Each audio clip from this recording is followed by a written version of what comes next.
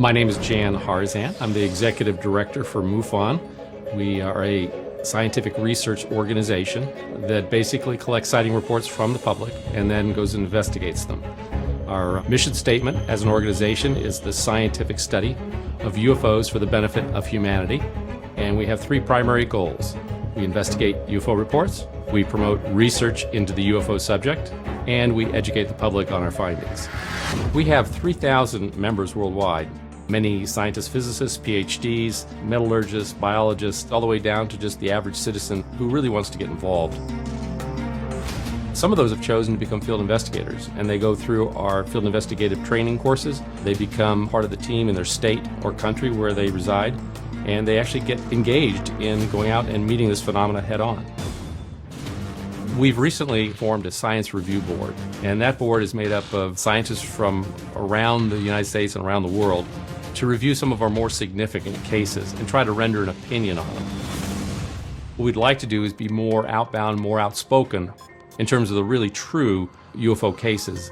So MUFON is moving forward with this approach, and we'll be publishing papers in these different areas to allow the general public and even the scientific community to be able to be challenged by what we're finding. That's the strength of MUFON as an organization, is being really the truth seekers of the UFO field.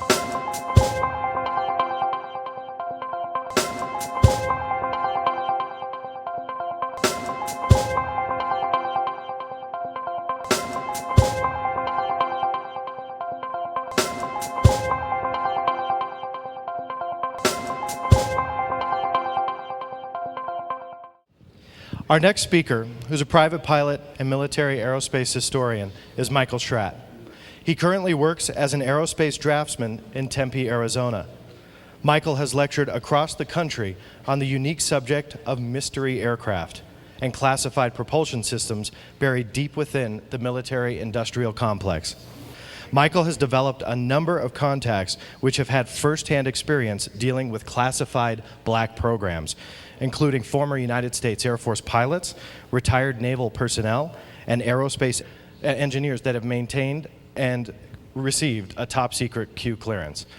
Let me invite to the stage Mr. Michael Schratt to talk about bombshell UFO cases.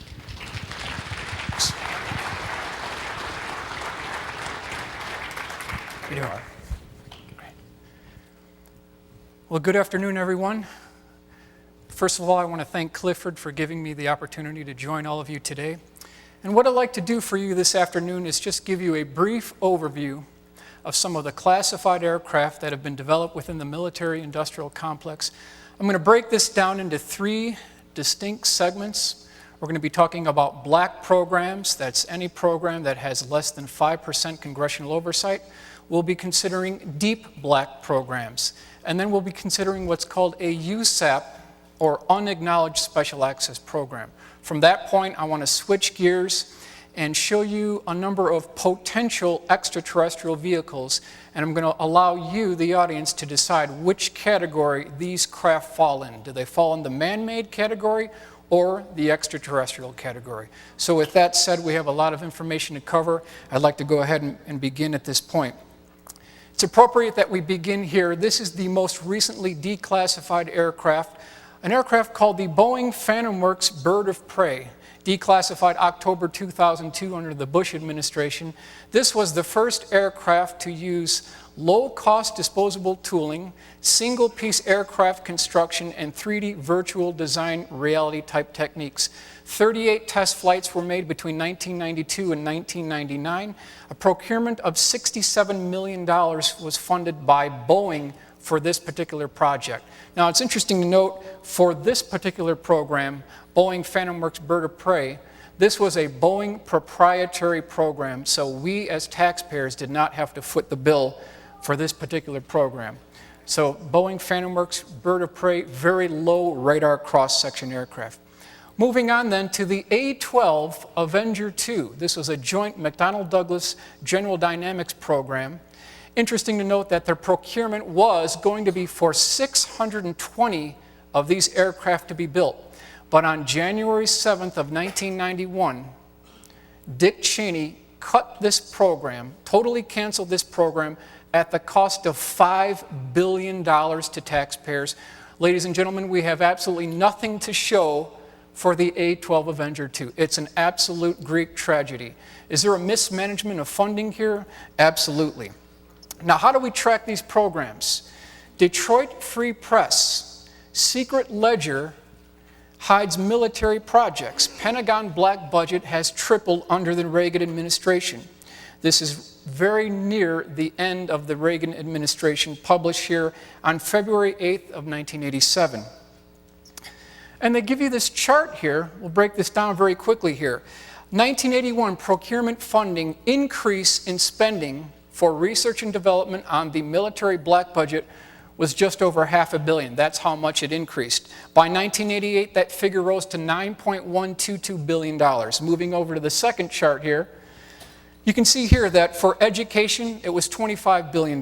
For transportation, it was $28 billion. But you'll notice here, ladies and gentlemen, that the procurement funding for fiscal year 1988 for the Pentagon's black budget was $35 billion, of which the Air Force budget total for that year was $51.1 billion. Their black budget for the Air Force was $19.1 billion. Tacit Blue, Northrop Tacit Blue was the first aircraft to use a quad redundant fly-by-wire flight control system with a side scanning radar.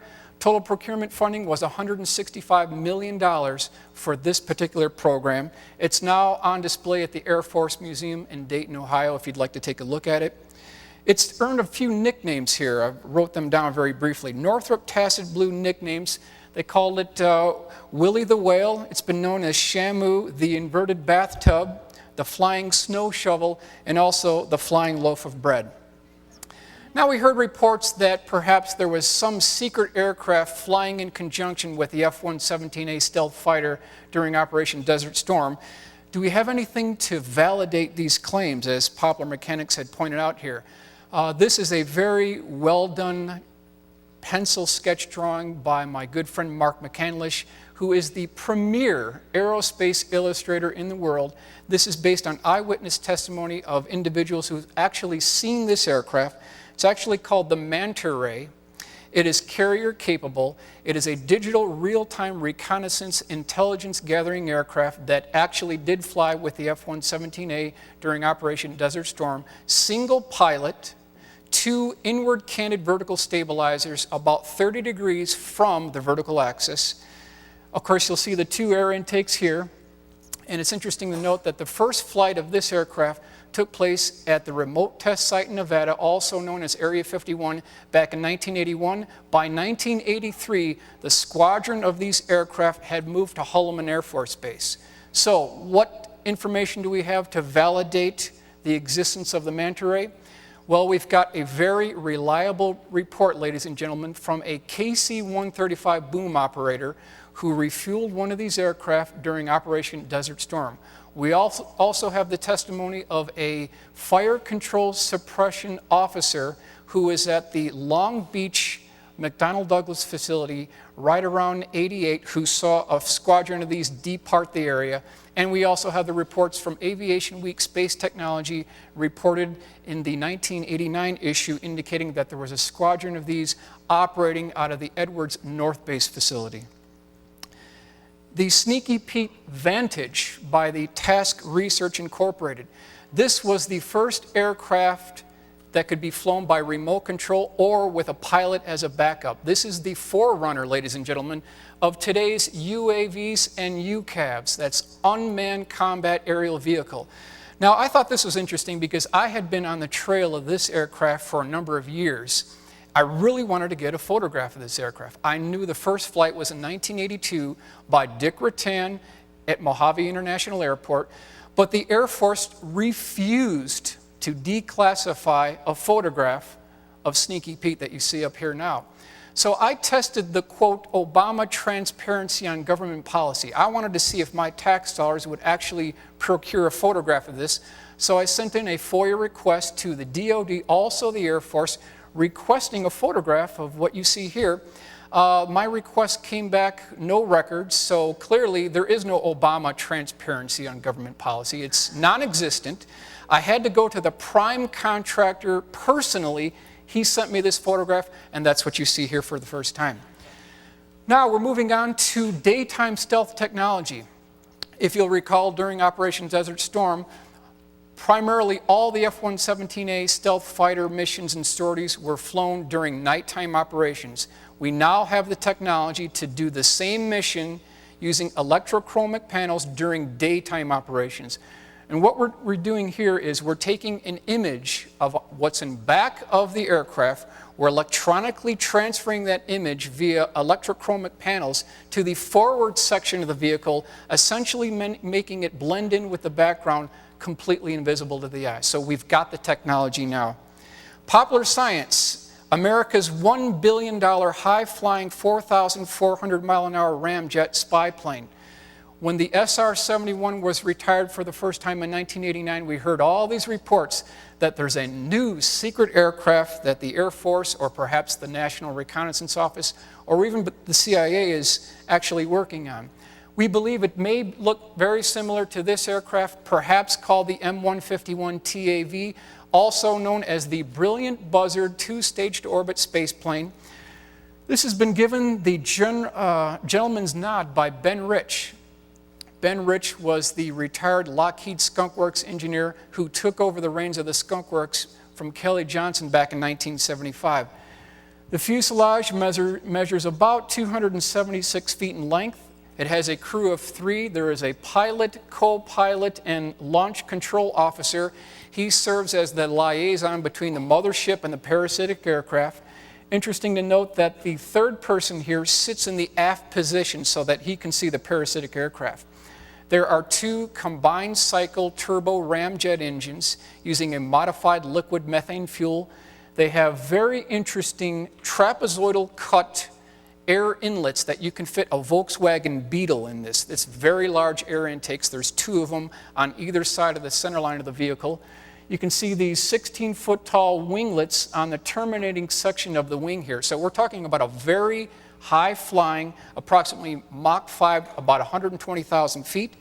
The parasitic aircraft on top can get up to Mach 15. They use a supersonic combustion ramjet or scramjet. They also have a small liquid rocket at the end of this vehicle that can propel this right around 15,000 miles an hour. This is another version of it here. It has a twin canard section in the forward section for low-speed applications. So what evidence do we have that this aircraft exists? Aviation Week Space Technology reported here recent sightings. This is right around vintage 1990 to 1993. Recent sightings of XB-70-like aircraft reinforce 1990 reports from Edwards area. Also, Aviation Week Space Technology, March 6, 2006. BLACKSTAR, another Groom Lake secret. So I just showed you the Lockheed two-stage-to-orbit space plane. Boeing also had one called the BLACKSTAR, where they are airdropping the parasitic aircraft from the belly of the mothership. That's what you see right here in this illustration. Again, this may look very similar to what that AvWeek article talked about with the recent sighting of the XB-70. Very similar to what was seen in that 1960s report. Further evidence of this aircraft comes from a U.S. patent, okay? 4,802,639. This is actually Boeing's patent. They're calling it a horizontal takeoff trans-atmospheric launch system from the Boeing company in Seattle, Washington. So again, ladies and gentlemen, I'm not making this up. We're seeing it right here in the government's own patents. It may be called BLACKSTAR SR3 or the Transorbital Vehicle. That's what you see here. Approximately 200 feet in length and 90 feet length for the parasitic aircraft. Copper Coast Copper Canyon TAV, Trans-Atmospheric Vehicle, procured under the Reagan administration under the Star Wars program, or SDI. Here was a 1984-1985 proposal. You can see here that they could do a missed approach. So they could actually screw up their original landing and go for a missed approach. Over here to the left, it says 3 orbit range, 100-mile altitude capability, 100 passenger capability. So you see Lockheed was working on a passenger version of this.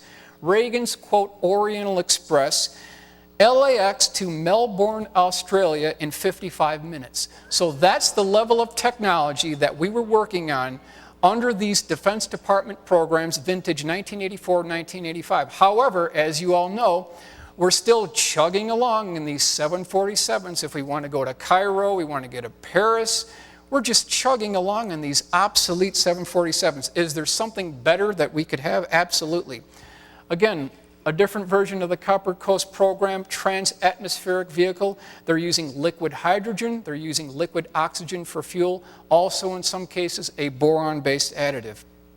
I definitely want to spend a few minutes about the Northrop B-2 stealth bomber. I personally believe that there's a lot more going on with the B-2 than meets the eye, absolutely. This I call the $10 billion photograph, ladies and gentlemen, because we've got 4 B-2s here in the assembly plant.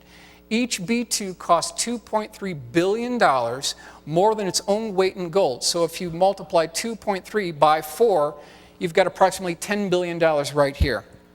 Now, the B-2 has a wingspan of 172 feet, and you'll see this double W, or saw-cut trailing edge. So this is exactly what you'll see at your local air show. But I ask the question, is there something more going on with the B-2 than meets the eye? Something that we're not being told about here. Aviation Week Space Technology, March 9th, 1992, interviewed a whole series of Northrop engineers who were working on the B-2 program.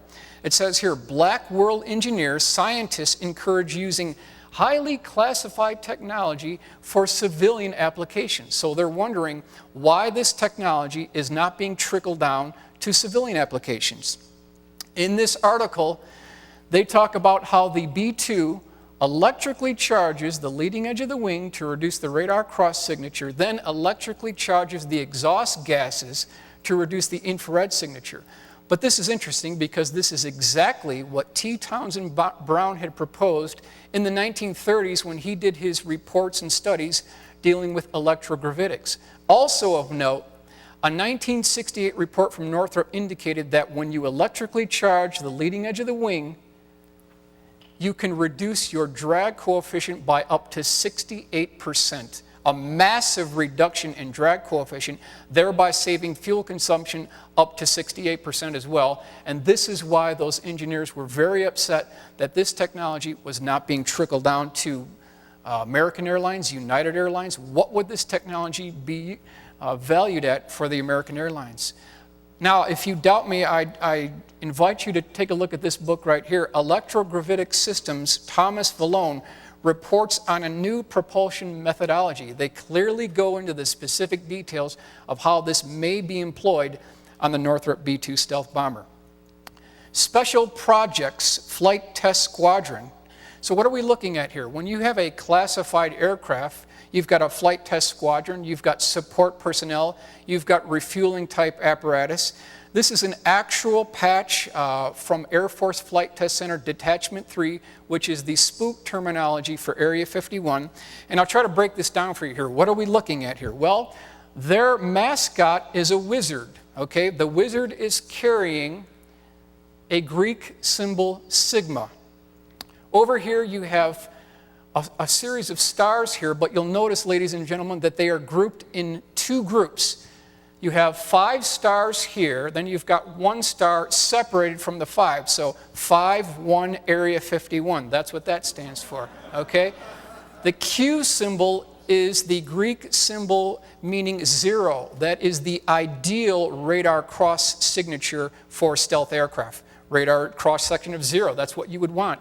Over here you see this ball falling. I mean, what in the world is a ball falling? What does this have to do with anything? This is not a ball. This is a radar cross-section calibration sphere. That's how the engineers calibrate the equipment. Down here we've got him emitting a lightning bolt. That's indicative of electronic countermeasures. This is a generic aircraft used for stealth aircraft. And then over here we've got the Boeing Phantom Works bird of prey. This is the top view of that aircraft I showed you in the beginning. That's the handle of this sword. So that's the breakdown here. Now, we're moving on to the next one here. And I want to stress that I'm not making up this terminology. The U.S. government is making up this terminology. So, and I generally don't swear, but in this case, we're going to have to go there because this is the government's terminology here. Now, does anyone want to take a stab at what's being deciphered here? We have a strange phantom, and he's carrying a stick, and it says NKAWTG ...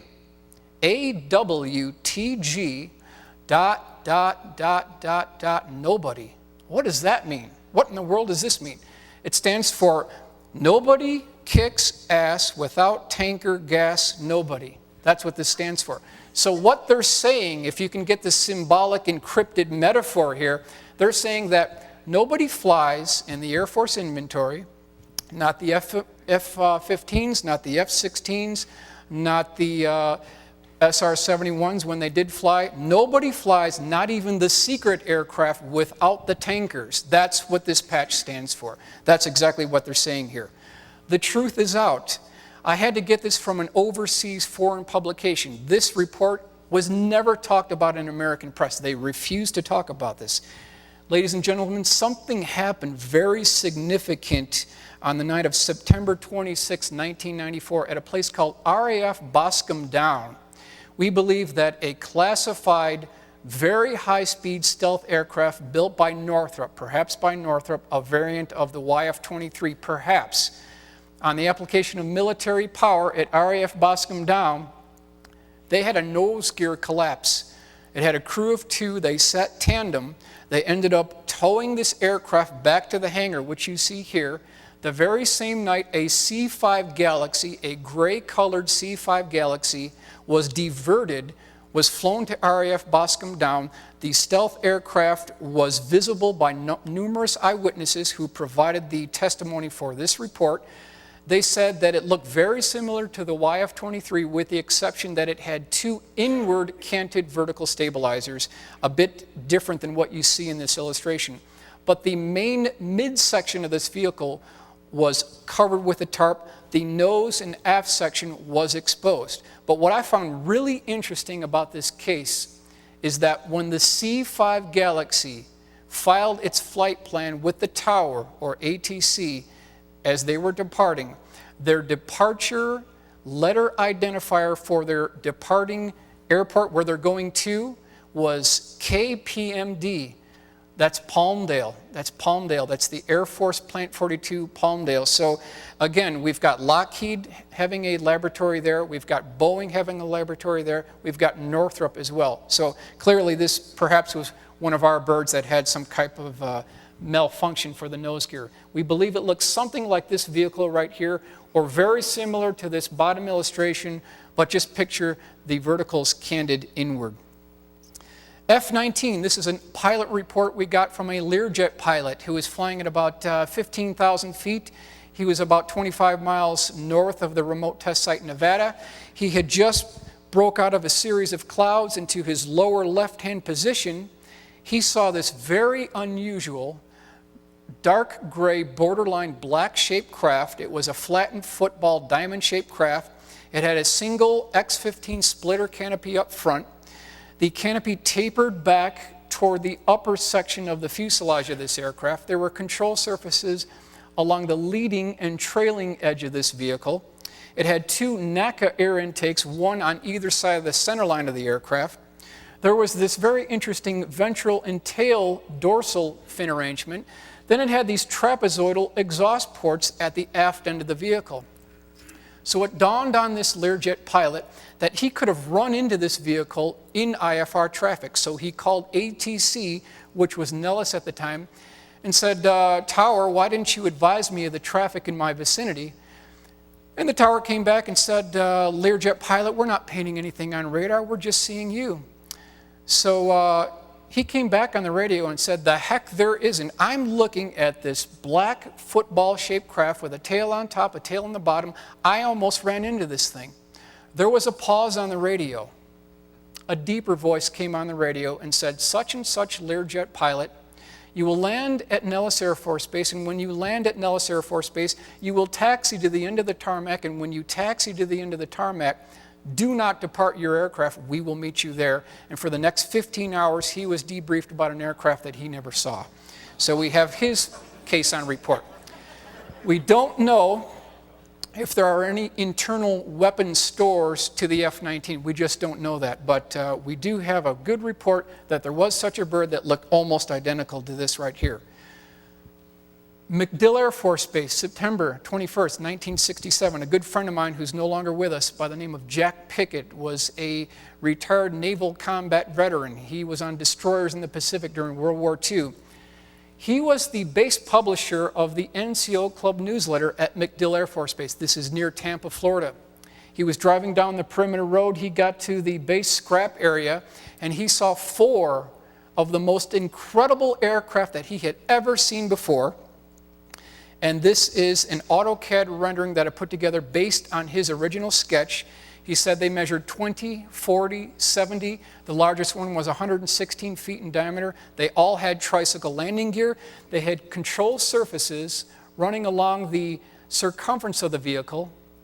They had the pilot's section was dead center on the mid portion of the disc. The fuselage tapered back to an extremely high vertical stabilizer. This is an illustration of what the crew of 6 to 8 looked like. This was used as a long-range reconnaissance bomber during the Cold War. And you can notice, ladies and gentlemen, that the flight characteristics of this vehicle would be relatively poor. You've got some very serious stability issues. You've got no look-down capability on approach to landing. So they were scrapping this model at MacDill Air Force Base. We've put together some computer-generated forensic composite illustrations to give you an idea of what this aircraft actually looks like. This is the 40-foot disc and the 116-foot disc in the background here. So what happened is Jack Pickett was authorized to do a full spread story about these aircraft at the base scrapyard in the NCO Club newsletter. Here's another illustration of it being towed on the dry lake bed. And you can see the proposed disclosure program that we're all hoping for. This was an actual U.S. Air Force jet flying wing disc program that flew in the late 1940s up to the early 1960s. They had some stability problems, so they ended up scrapping this model. The large disc right here, the nose gear arrangement had 32 bogies up front, so a very unusual nose gear arrangement for the large craft. You can see here there was a series of 4 exhaust ports at the lower aft end of the vehicle, and then there was a series of bomb bay doors. He could see the seams when Jack walked under them, but he was not actually given authorization to see the internal section of the bomb bay. Jack was given a private briefing about these aircraft at the base headquarters, which was an armed guard facility at MacDill Air Force Base. The general pulled out a series of hundreds of officially stamped U.S. Air Force photographs of these aircraft on the tarmac, in the hangars, in formation flight, which you see here, an F-86 swept jet wing fighter interceptor. And so they were ready to do a whole story on this, and 24 hours before going to press, there was an overflight of a much more advanced vertical takeoff and landing version of this jet disc aircraft. They suffered some type of a propulsion system malfunction. They dropped down to treetop level, very high speed over downtown Miami. The next morning, it was all over the newspapers, it was all over the news, and Jack picked up the Tampa Tribune paper, went into the general's office and said, "General, I believe we've got a problem here because we're getting ready to declassify these aircraft at the scrapyard, but you're denying the existence of this thing that just flew over downtown Miami. What do you want to do about it?" So the general excused himself, called Offutt Air Force Base, Strategic Air Command, the Secretary of the Air Force, and the Department of Defense. He came back and stated that it would be in the better interest of the Air Force to delay publication, and that's where this story died in 1967. So we did have a U.S. Air Force jet flying wing disc program, at least by 1950. Now, between 1982 and 1989, upwards of 25,000 eyewitnesses reported seeing a bat-wing, mantis-shaped flying wing over the Hudson Valley, New York area. Thousands of eyewitnesses, very solid case. And The government tried to explain this away as a group of crackpot ultralight pilots flying in formation.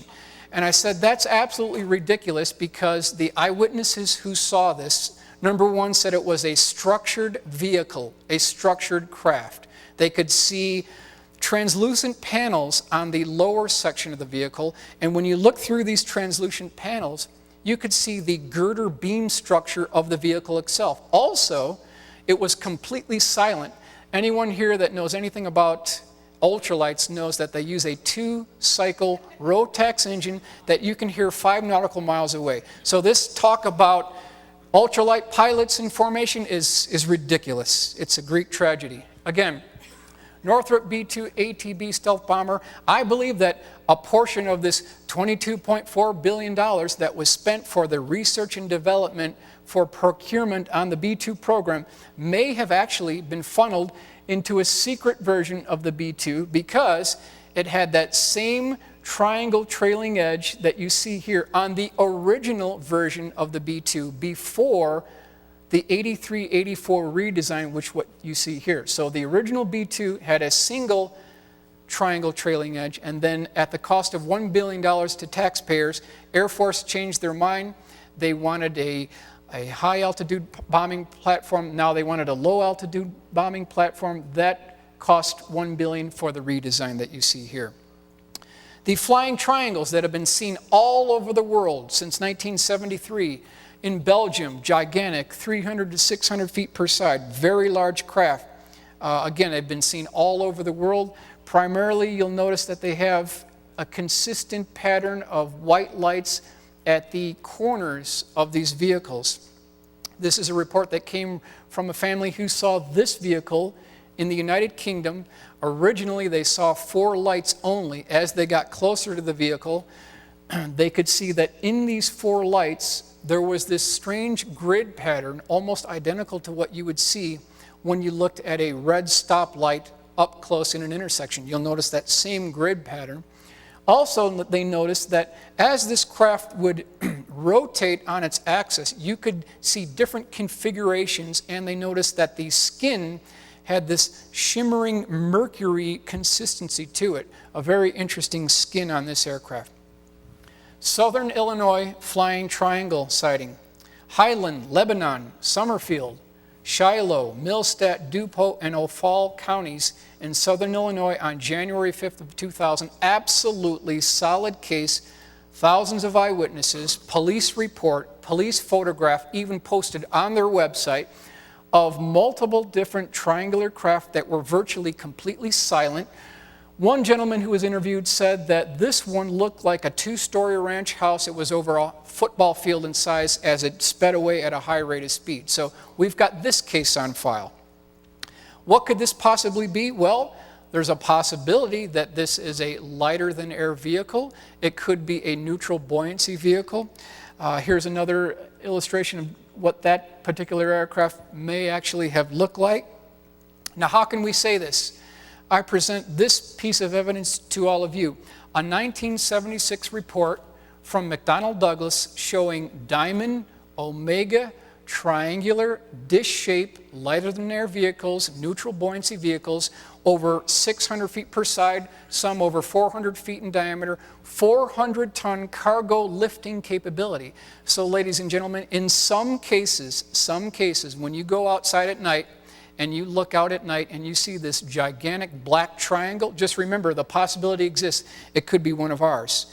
Lighter than air vehicles, are they on the rise? Dirigibles, which may seem like a thing of the past, may be tomorrow's transportation. You'll see this gigantic deltoid pumpkin seed type craft that was built by the Ariane Corporation back in 1976. They already had the technology. Lockheed Skunk Works, East German Flying Triangle crash retrieval. This is an interesting case. Took place during the first month of the Bush Senior administration. Pilots were flying a nap of the earth mission. They sat tandem, so you'll see that there's a crew of 2 here. For some reason, and we don't know why, they were flying too low. They clipped the top of a pine tree and this whole vehicle crashed. You'll notice that there are 2 balls up front and 1 on back They have the consistency of pineapples or sea scallops. That's the consistency of the balls here. And then there's these golden spires that come down and support these spheres. We believe that this is the telemetry between the flight controls and the pilots themselves. And if we move forward here, this is what it looked like at the crash site based on one person who was at the crash retrieval team actually there on site. There was a hull breach on the port side of the vehicle. That caused the tail to tip up at a 15-degree angle of attack. And you'll notice that there was also on the port side of the vehicle here, there was a hull breach as well here. One of these balls, ladies and gentlemen, popped out of its socket. That's what you see right here, popped out of its socket. And they had a little bit of a difficulty trying to recover this sphere. When they finally figured out how to retrieve this, they actually put a box near this ball and they kept the cover open. When they pushed the ball into this box and they covered the lid, the box stood up on its own. So there was some residual force still associated with this sphere, which may be associated with the propulsion system of the vehicle. U.S. Air Force top secret nuclear-powered flying triangle, the quote, TR-3B Astra. This is a very controversial aircraft. This has been kicked around for decades. Comes in two different sizes. One is 300 feet per side, the other is 600 feet per side. What they're doing is they're using something called a magnetic field disruptor. They're taking a liquid mercury, they're pressurizing it to 250,000 atmospheres. They're rotating it at 50,000 RPM. There's a resultant decrease in the localized gravity field by up to 89%, thereby decreasing your G-forces by 89%. That may explain how some of these craft can make these 90-degree right-angle turns at 40 Gs and they only feel a fraction of the G-force. So that's consistent with what we see here. Now, Cash Landrum incident, Huffman, Texas, December 29th, 1980. I definitely want to cover this here. Besides Roswell, personally, I think that this is probably right up there as the most credible UFO case. Highly documented, multiple eyewitnesses. Betty Cash, Vicki Landrum, Colby Landrum were driving down a dark road at night. They saw a star-like craft descend below the cloud cover. It got closer and closer to their vicinity. It eventually parked in front of their vehicle, perhaps less than 1/8 of a mile away, started bobbing just above the asphalt, and sparks and flames would spew out of the bottom of this craft, and every time these sparks and flame came out, this vehicle would come up, and then a little bit later would sink down again, then flames would shoot up, and this went on for a bit of a time. Betty Cash got out of her vehicle to get a closer look. She eventually changed her mind. As she walked back to the vehicle, she touched the car door, was red hot, she burned herself, had to use her leather jacket to get back in the vehicle. As soon as this vehicle departed, which looked like an inverted ice cream cone about 90 feet tall, there were no less, ladies and gentlemen, than 23 double-rotor Chinook CH-47 helicopters chasing this aircraft as it flew by. They eventually, all three of them, suffered from the effects of radiation. So I'm personally going to hold the United States government liable for injuring 3 civilians, and this case has completely been pushed to the side. It's never been settled. Here's what it looked like, just a quick rendering of the helicopters as this went by. So we've definitely got the government involved. Now, they went so far to cover this up as to repave the area where this thing had scorched the black asphalt. That's the level of cover-up for this particular case. So I did a little research here. I did some check finding and some fact finding. I wanted to find out if I could find anything within the literature on this. Aircraft Nuclear Propulsion Program. We're talking about the NEPA program, the Nuclear Energy for Propulsion of Aircraft program.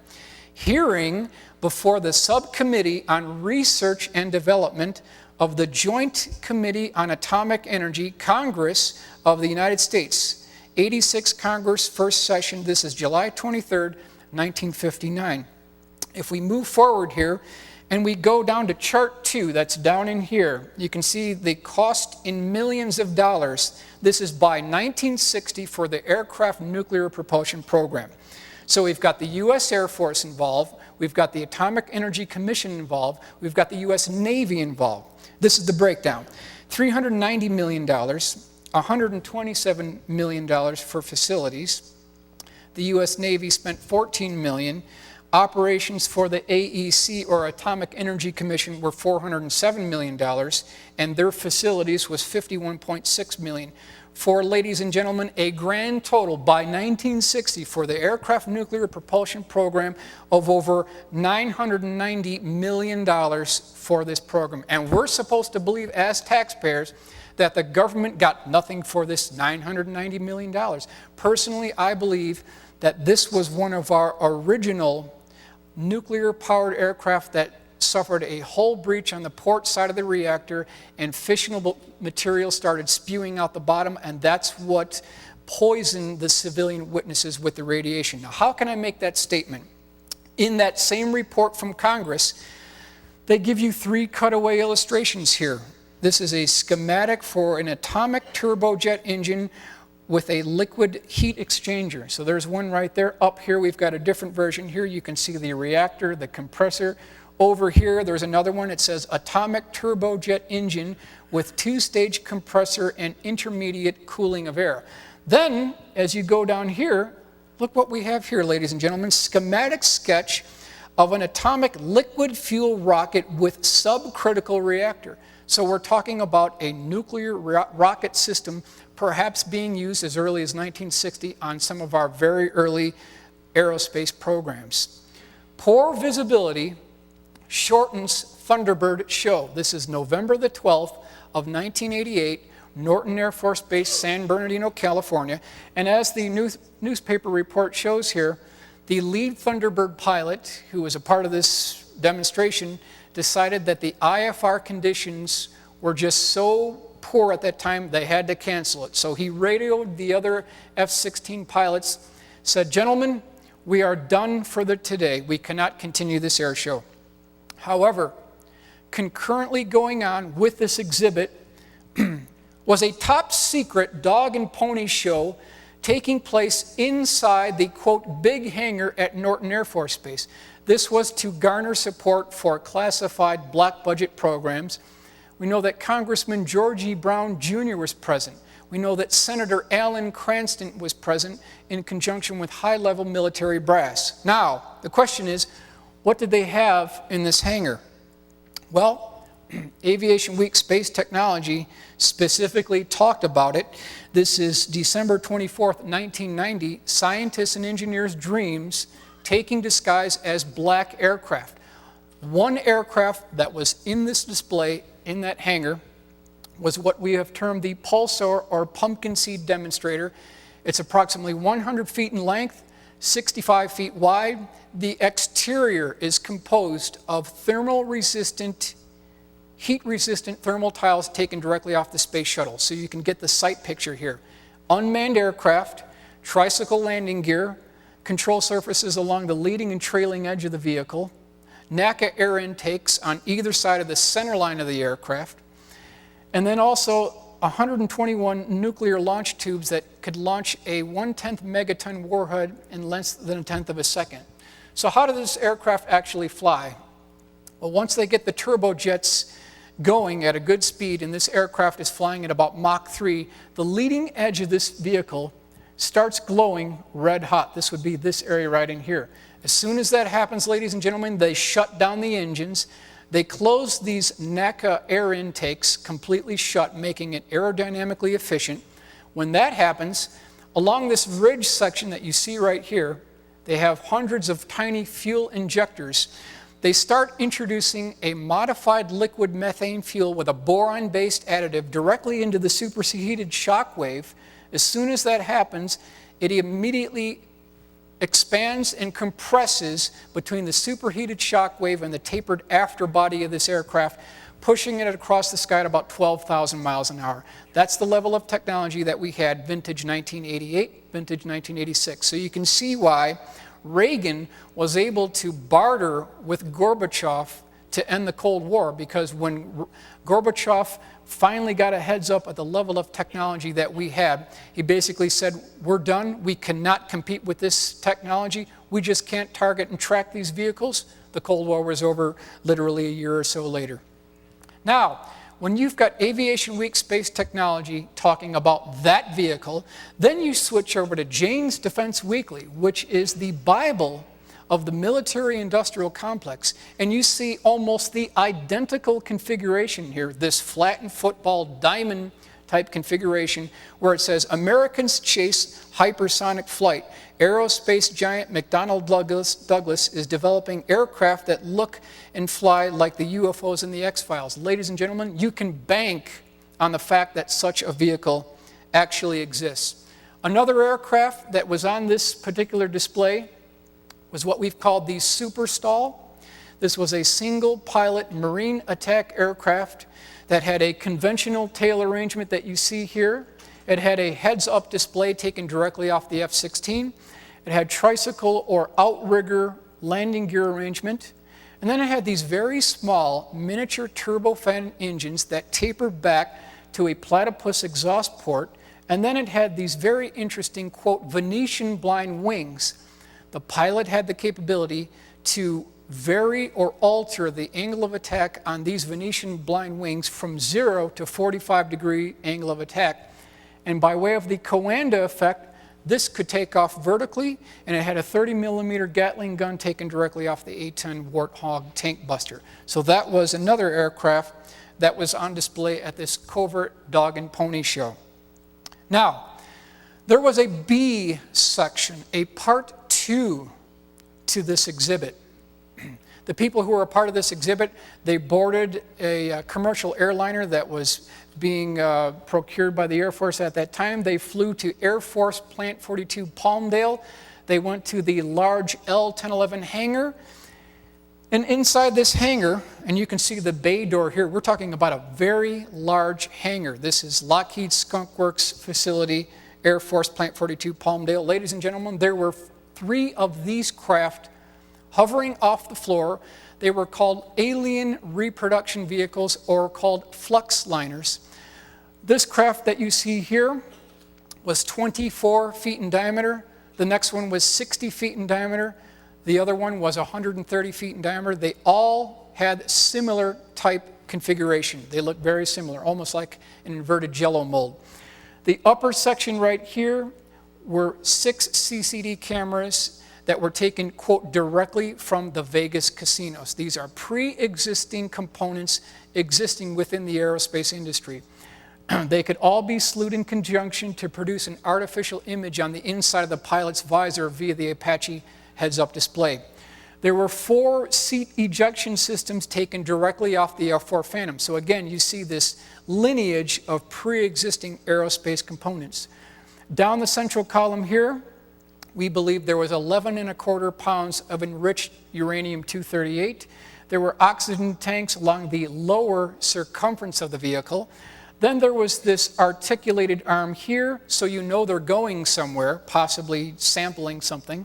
And then there were these composite panels that were fastened by Zeus fasteners that were 30 degrees inward canted from the vertical axis, and then a whole series of capacitor plates. So the question is, how does this craft fly? It obviously doesn't fly by the principles of aerodynamics. What's happening here, ladies and gentlemen, is they are taking a high voltage electrical charge. That's why they call this the flux liner. They're feeding it into this 12-foot diameter Tesla coil. Once that happens, there's a magnetic field that forms above this craft, somewhere right up in here, in the form of a toroid donut. The pilot, sitting in this location right here, had a rheostat device. He had the capability of overlaying these field lines onto these capacitor plates, causing pitch, yaw, and roll. And that's how this craft actually flies, based on high principles of electrogravitics and high voltage electronics. Now, the MC who was giving the lecture or the briefing on these aircraft said, quote, that these craft had superluminal performance capabilities. So you could see what we had at that time. Now, how can we prove this? Is there anything to validate this? Ben Rich, who was the former head of Lockheed Skunk Works, he took over the reins of the Skunk Works in Burbank from Kelly Johnson back in 1975. So we're talking about the best of the best here. Before he passed away, he gave a brief telephone conversation with Jim Goodall, who's another aerospace researcher. And he said here, quote, "Jim, we have things out in the desert that are 50 years beyond what you could possibly comprehend. If you've seen it on Star Wars or Star Trek, we've been there, done that, or decided it wasn't worth the effort." Coming directly from Ben Rich, ladies and gentlemen. I personally don't believe you'll hear a better qualified person to speak on classified aerospace hardware than Ben Rich, because he was in the heart of it all. He was the head of Lockheed Skunk Works.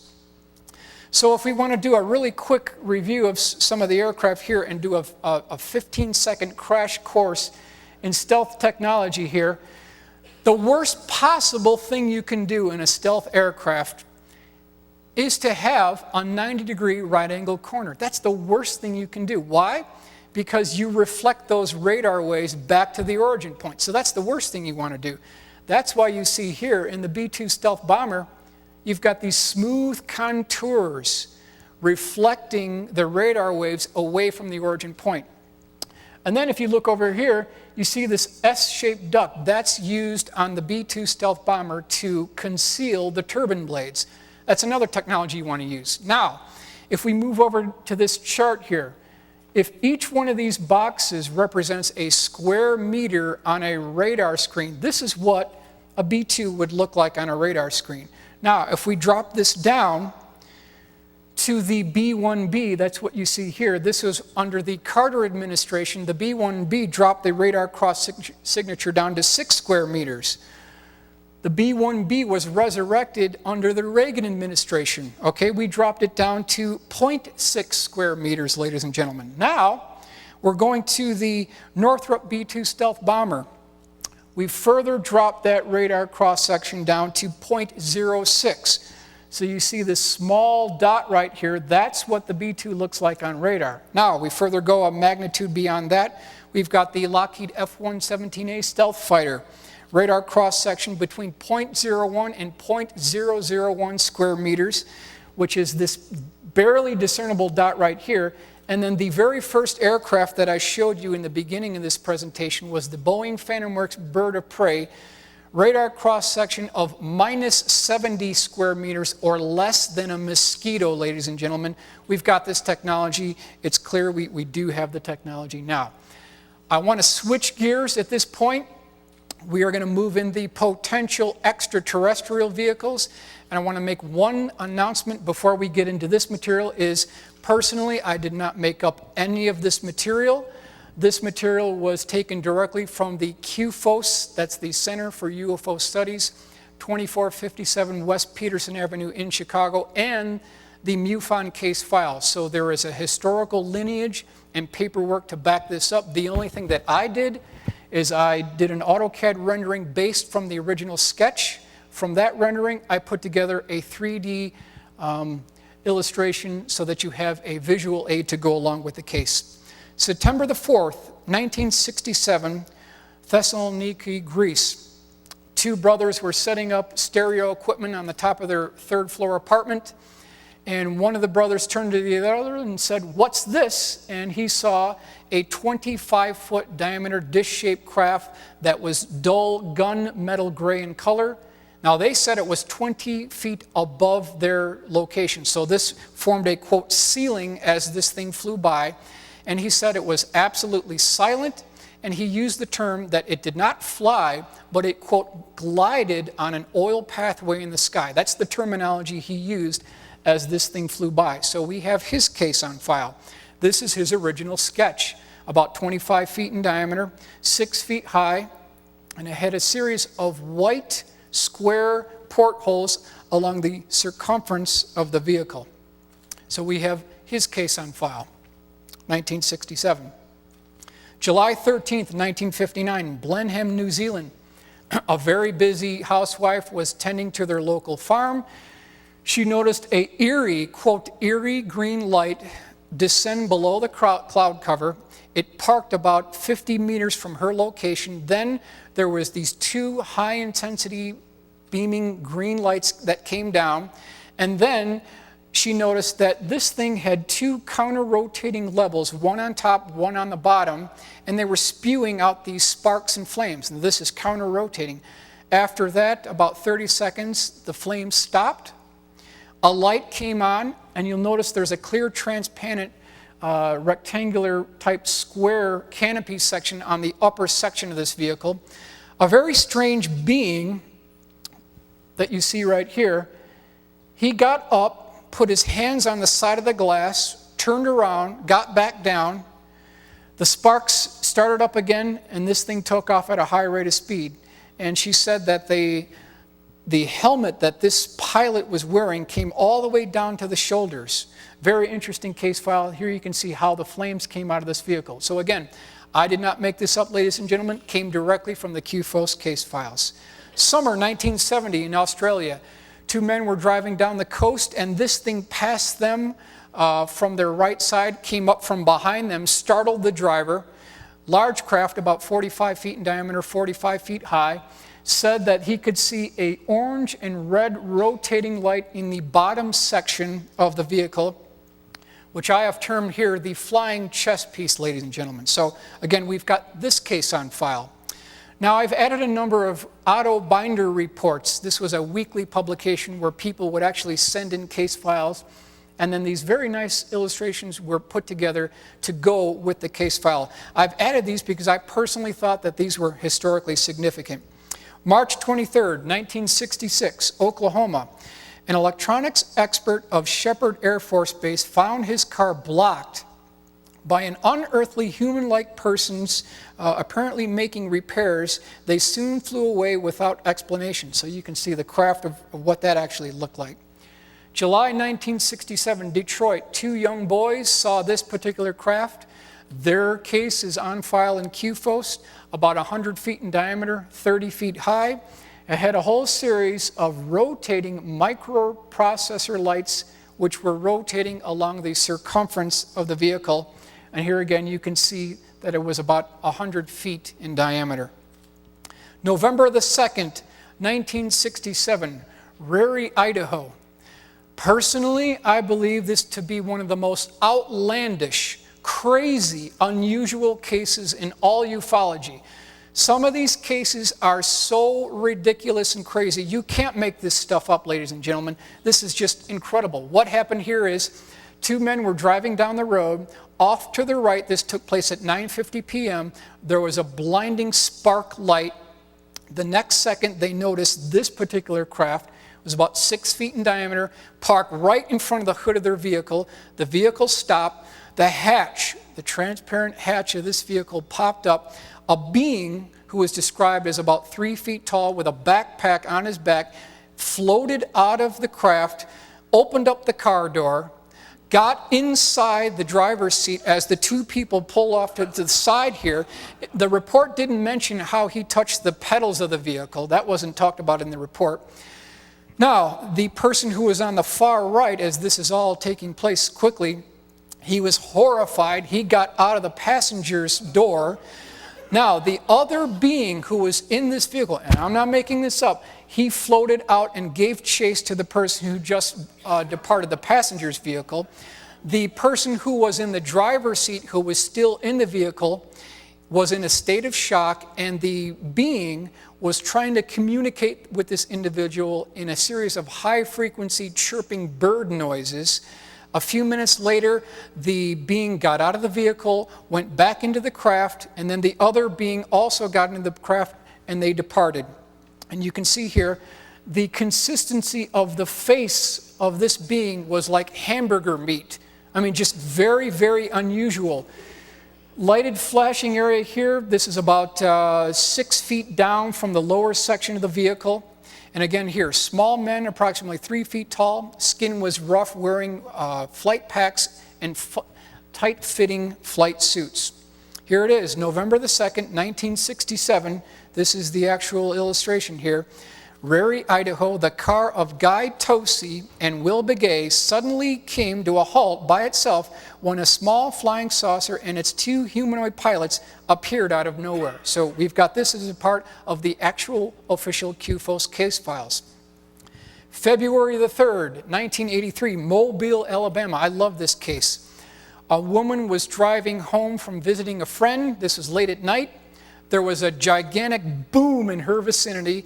The car immediately started vibrating, so she pulled off to the side of the road thinking the transmission fell out. She got out of the car, looked under, there was nothing there, there were no problems. She got back into her vehicle, started driving down a separate dirt road, and she noticed a lighted vehicle in the wooded area there. And she described the craft as about 70 to 80 feet tall. It was 210 feet wide. It had a very long elongated section at the back here. And then she said that there was a clear transparent section that was divided into 3 dividers. And there were these beings wearing tight-fitting white flight suits that were oblivious to her. It was as though, quote, they were changing shift. They paid no attention to her whatsoever. This is part of the APRO case file. There was another section of clear transparent windows below that section. Then she said that there was this door that opened from left to right, which she could see an asphalt paved driveway in this craft. To the right of that door were these square rectangular tubing sections there. Then underneath this section here, there were hundreds of 1 foot by 1 foot square mirrors which made up a cross. If you can see this clearly here, there is a cross on the lower section made up of these 1 foot by 1 foot square mirror type plates. And then there was this cupola with beings that were looking at her on the lower section of this vehicle. What I thought was interesting here in this case, though, is that she said when this craft lowered itself to her position, she could see inside this craft, and she could see the girder and crossbeam structure almost identical to the interior bulkheads of a submarine. She also said that there were rivets fastening this particular vehicle together. So I submit to all of you, are we to believe that extraterrestrials are visiting this planet using fasteners and rivets to hold their craft together?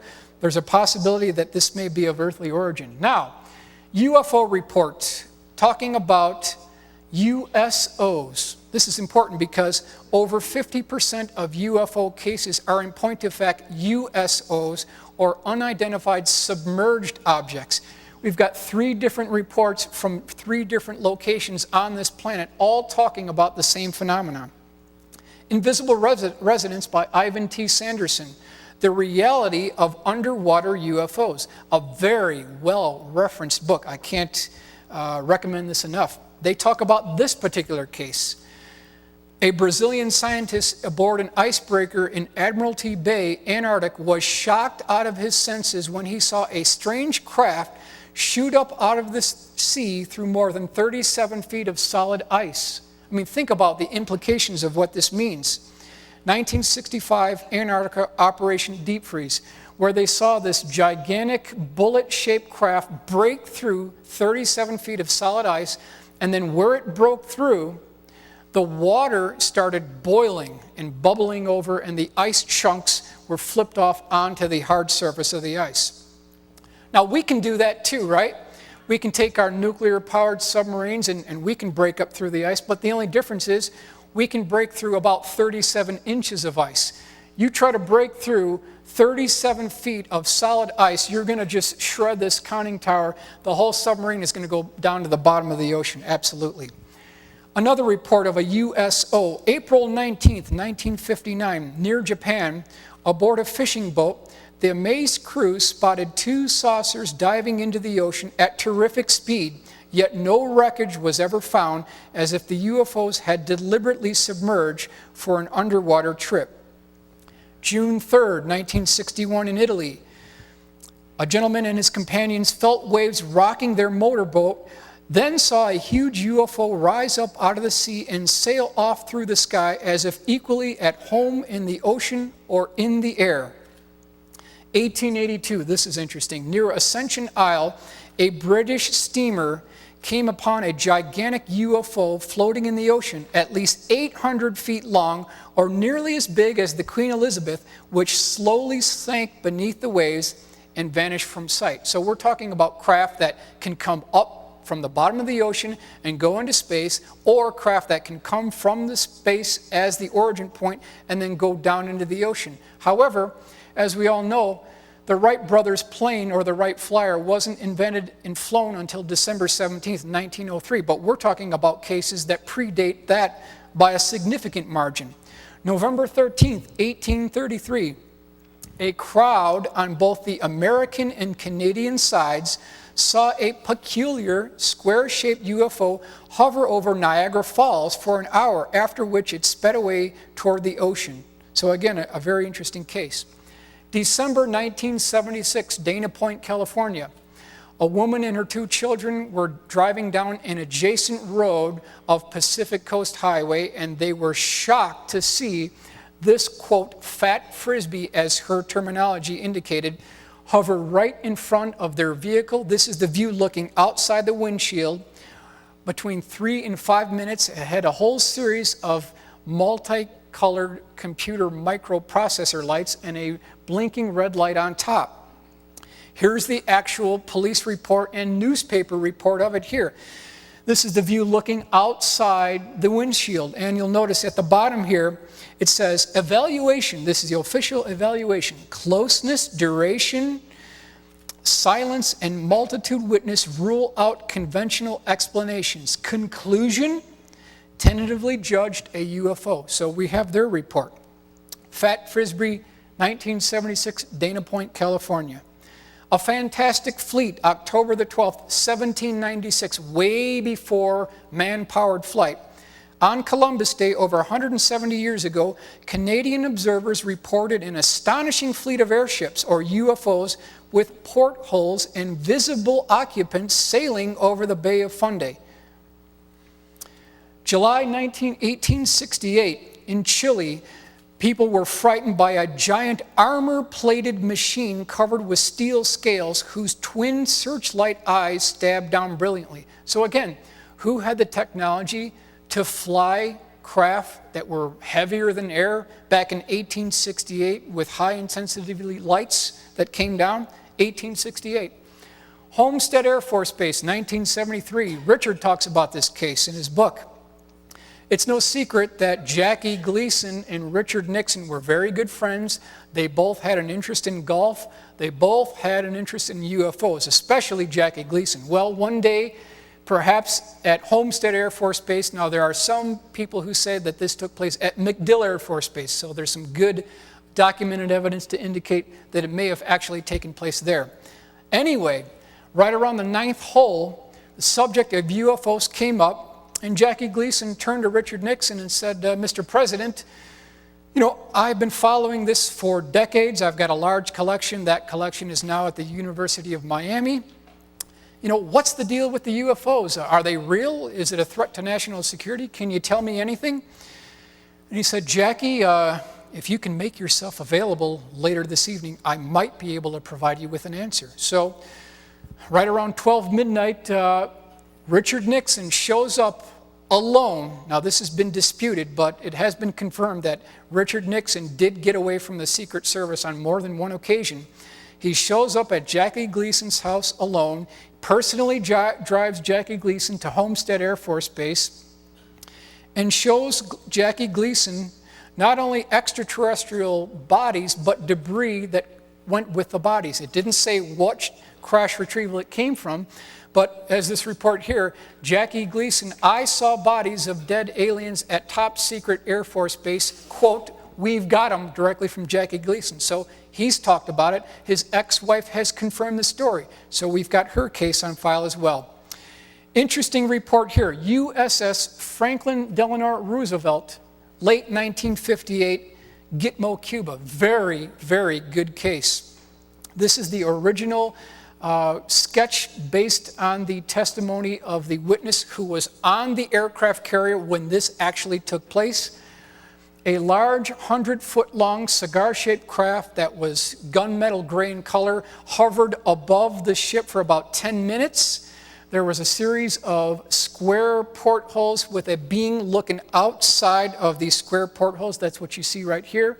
So not only do we have independent secondary confirmation from the eyewitness who was on the actual deck of the aircraft carrier, but we have the radar trace cases and confirmation from the ship's radar who confirmed that this was actually there. As it departed at a higher rate of speed, it turned to a bright red orange in color. Now what's interesting is, why would they pick the USS FDR? Why is this? And why is it that the FDR had more than one encounter? This happened over 4 times on this particular aircraft carrier. Well, it could be that the USS FDR had these encounters because it was the first aircraft carrier to carry thermonuclear warheads. So that may be one reason why it had all these sightings. October 13th, 1917, a gathering for a, quote, faith healing, people outside the town of Fatima, Portugal, sighted an enormous flying coin. Number of witnesses, ladies and gentlemen, 70,000. So can all 70,000 be wrong? October 9th, 1972, Long Island, New York. Couple was driving home. It was late at night. They saw this particular craft, which they called a, quote, elongated ellipse. I'm calling it the flying iron. It had a whole series of lights that were elongated on the bottom section of the craft. It had these 2 poles that came up on the terminating section of the triangle. There was a red light on the port side of the vehicle and a green light on the right side of the vehicle. And then there was this small wire that came across the top, absolutely silent. There were no strings attaching it to anything. Very interesting propulsion system. Does this have anything to do with, quote, ion propulsion, electric propulsion? Does this have anything to do with the NEPA propulsion system? The technology is there. We've demonstrated that the funding was there as well. 1966, over South Vietnam. Very interesting case. A B-52 crew, that's this little dot right here. This took place at night, so you get the sight picture here. Approximately between 1/4 and 1/2 mile in diameter over South Vietnam. They basically flew around this craft, which was a gigantic dish-shaped craft. They said that there was a series of rotor blades along the lower circumference of this vehicle that were spinning. Now, they flew around this thing about 5 times.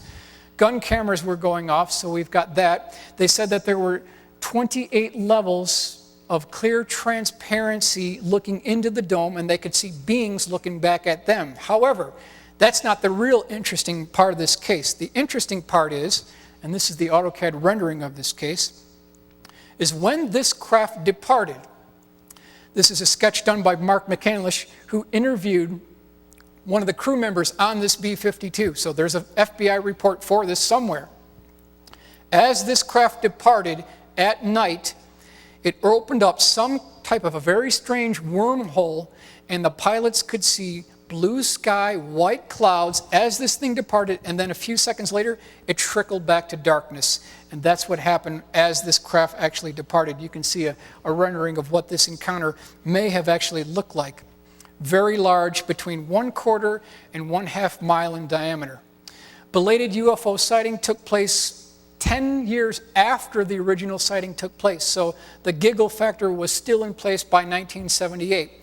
This gentleman saw this particular craft descend at a slow speed, drop down 500 feet very rapidly, made a dead stop, started moving off to the right. He saw a series of blue and white lights on the bottom section of this craft. Then he said that there was this clear, transparent relief section showing the interior of the vehicle. So you can see that section right in here showing the interior of the vehicle. This is the AutoCAD rendering based on his original sketch. According to him, over 1 football field in diameter, and this is the rendering based on his original sketch. The Flying Truss Bridge, directly from the UFO case files, 2457 West Peterson Avenue. Now, I've boxed in his statement here, quote, craft caused pictures to fall off the living room wall and shook the entire house as it passed by overhead. 1 football field in length. Don't know how he can gauge how much this thing weighed, but he said that there was a catwalk in this location right here. There was a clear, transparent glass section in this location here. And then an interesting side point here, I want to bring your attention to this. Structure of craft resembled an old truss bridge with rusted metal and vintage era rivets. So again, I ask the question, are we to believe that extraterrestrial vehicles, perhaps a million years in advance of us, are visiting this planet, flying in or around a craft using rusted rivets to hold their craft together? It just doesn't make any sense. To me, I think that this perhaps was a man-made vehicle. I-5 UFO case, July 12, 2004, Central Valley, California. This craft, which was determined to be a Vulcan bomber, crossed between a Vulcan bomber and a space shuttle, had 3 high-intensity beams right on each side of the wingtip and 1 below the nose of the craft, started making this very interesting elliptical flight pattern, dropping 5 feet over traffic on the I-5 in California, violating all FAA regulations. So whoever was flying this is going to jail because you're not allowed to fly 500 feet near any thing in unobstructed, unpopulated area, but this thing was no more than 5 feet over the traffic. One other report here, 2001. We've got another report, Detroit, 8 miles west of the city. This thing flew directly over his head, flying triangle, black in color, completely silent. We've got his case on file as well. Police report, 1997, of this that came directly into Coast to Coast. He saw this particular craft completely silent as well.